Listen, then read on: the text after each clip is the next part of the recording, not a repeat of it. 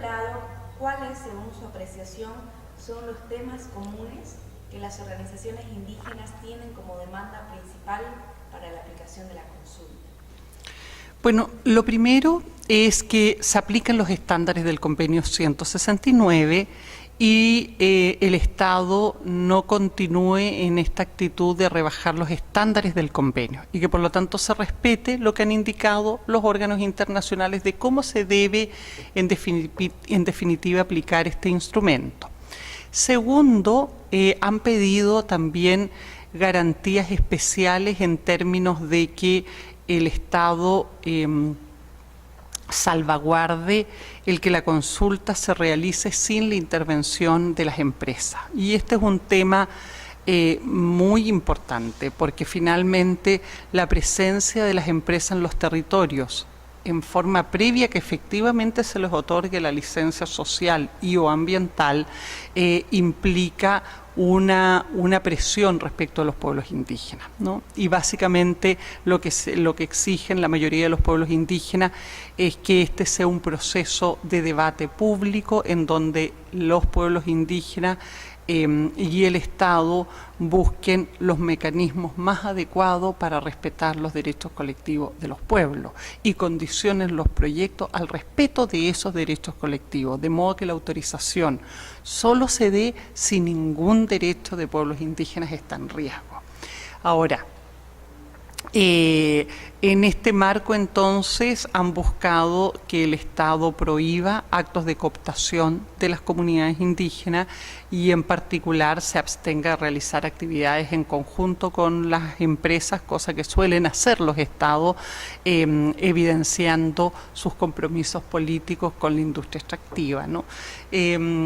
Otro elemento que preocupa a los pueblos indígenas en el marco de la aplicación de la consulta y de las garantías necesarias tiene que ver con los procesos de división internas que se van generando precisamente para poder imponer una decisión por parte de los actores externos, ya sean el Estado, las empresas. Y ahí hay distintas prácticas, desde imponer organizaciones que son leales a los intereses estatales, o bien lisa y llanamente buscar dividir por medio de la entrega de regalos, dádivas o compensaciones a las comunidades, ya sea comprando a sus dirigentes o comprando a los miembros de las comunidades. Y la cuarta preocupación que yo pondría un poco mirando la experiencia regional tiene que ver con la criminalización de la protesta social, cuando en el marco de los procesos de consulta los pueblos indígenas se movilizan para hacer exigibles sus derechos y o se oponen a procesos que no cumplen con las garantías mínimas que los pueblos indígenas han establecido a fin precisamente de que haya un escenario de respeto de derecho y no un escenario destinado a imponerle decisiones en contra de su voluntad o de sus derechos esenciales. Yo diría que ahí hay una situación que es muy compleja, uno observa en todas las legislaciones y la de Bolivia no es la excepción, en donde se criminalizan fundamentalmente los actos de oposición por parte de los dirigentes indígenas y de sus aliados estratégicos. Con lo cual finalmente lo que hay es una criminalización de la protesta social y son muchos los casos que tenemos hoy día en la región en líderes que o exigiendo la consulta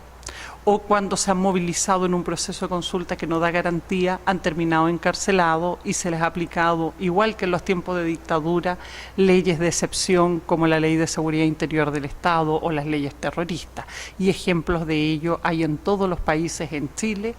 en Ecuador, donde se ha aplicado la ley antiterrorista, pero también lo hay en Bolivia, donde se denuncian cada vez con más fuerza la realización de procesos judiciales básicamente con objetivos políticos y en donde no se está respetando el derecho al debido proceso.